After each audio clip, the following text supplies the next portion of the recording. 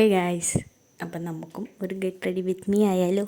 നമ്മൾ വരാൻ പോകുന്ന ഒരു കുഞ്ഞ് ഗസ്റ്റിന് ഒരു കുഞ്ഞ് ഗിഫ്റ്റ് വാങ്ങാൻ വേണ്ടിയിട്ട് പോവാണ്.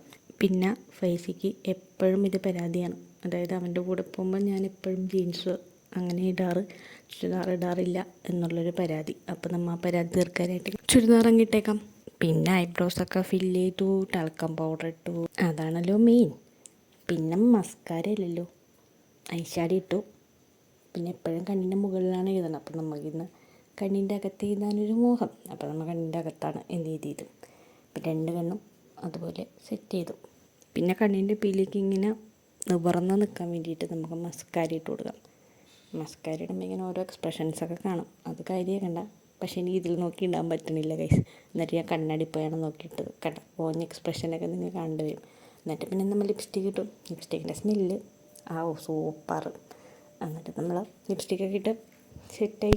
അങ്ങനെ എന്തൊക്കെയൊക്കെ കാണിച്ച് ഞാൻ ഇങ്ങനെ എത്തിയിട്ടുണ്ട്. പിന്നെ എല്ലാവരും ചെയ്യണം കണ്ടിട്ട് ചുമ്മാ ചെയ്തതാണ്, ജസ്റ്റ് ഫോർ ഫൺ. അപ്പോൾ ഇന്നത്തെ വീഡിയോ ഇത്രേ ഉള്ളൂ. Okay, by.